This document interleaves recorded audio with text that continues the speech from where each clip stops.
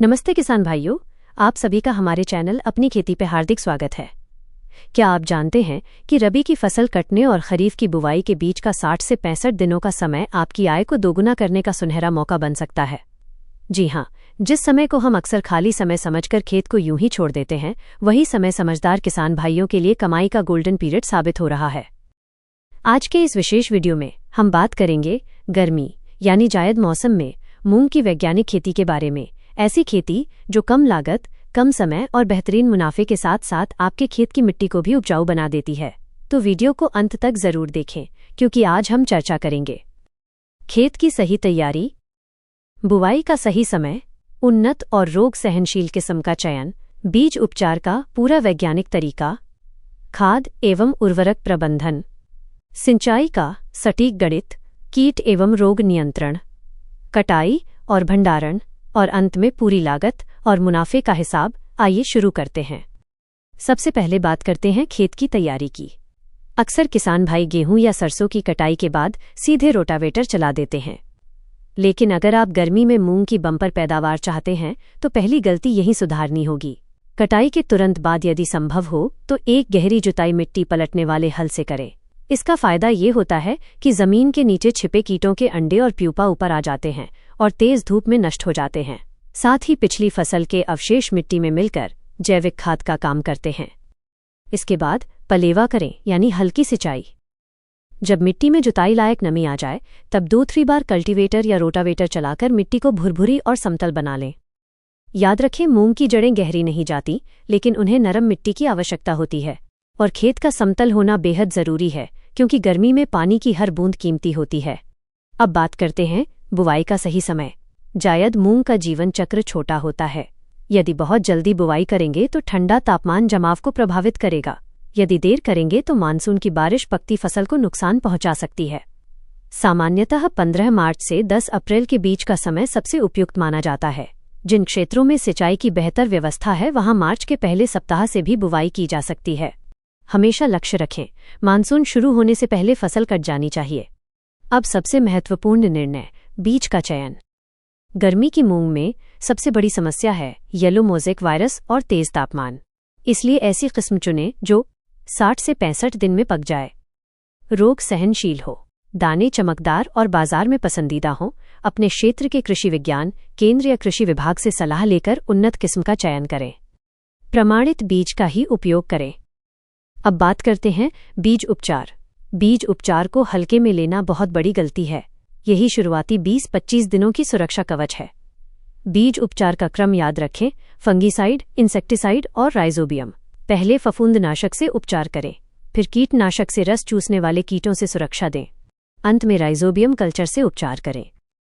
Rhizobium दलहनी फसल के लिए बहुत जरूरी है। यह जड़ों में गांठें बनाता है जो वातावरण से नाइट्रोजन खींचती हैं। इससे खाद की बचत होती है और पैदावार 10 से 15% तक बढ़ सकती है। अब बुवाई की विधि। 1 एकड़ के लिए लगभग 10 से किलो बीज पर्याप्त रहता है। कतार से कतार दूरी 25 से सेमी रखें। पौधे से पौधे की दूरी 5 से सेमी रखें। बीज 3 से 5 सेमी से अधिक गहरा न बोएं। हमेशा लाइन में बुवाई करें। छिटकवा विधि से निराई, सिंचाई और कटाई में समस्या आती है। अब खाद एवं उर्वरक प्रबंधन। मूंग स्वयं नाइट्रोजन बनाती है, इसलिए अधिक यूरिया की आवश्यकता नहीं होती। सामान्य सिफारिश 10 से 15 किलो यूरिया स्टार्टर डोज, 100 से किलो सिंगल सुपर फॉस्फेट, 15 से किलो पोटाश सल्फर का विशेष ध्यान रखें। यह दाने की गुणवत्ता और वजन बढ़ाता है। लेकिन याद रखें, मिट्टी परीक्षण के आधार पर ही अंतिम निर्णय लें। अब खरपतवार प्रबंधन। बुवाई के 24 से घंटे के भीतर प्री इमर्जेंस खरपतवारनाशी का छिड़काव करें। इससे खरपतवार उगने से पहले ही नियंत्रित हो जाते हैं। यदि बाद में खरपतवार निकल आएं तो 20 से 25 दिन की अवस्था में उचित पोस्ट इमर्जेंस दवा का सावधानीपूर्वक प्रयोग करें। हाथ से निराई हमेशा सुरक्षित और लाभदायक रहती है। अब सबसे महत्वपूर्ण हिस्सा, सिंचाई प्रबंधन। पहली सिंचाई बुवाई के 20 से दिन बाद करें। इसके बाद 10 से दिन के अंतराल पर सिंचाई करें। 2 अवस्थाएं बेहद महत्वपूर्ण हैं। फूल आने का समय, दाना बनने का समय। इन दोनों अवस्थाओं में नमी की कमी नहीं होनी चाहिए, लेकिन पानी भराव भी नहीं होना चाहिए।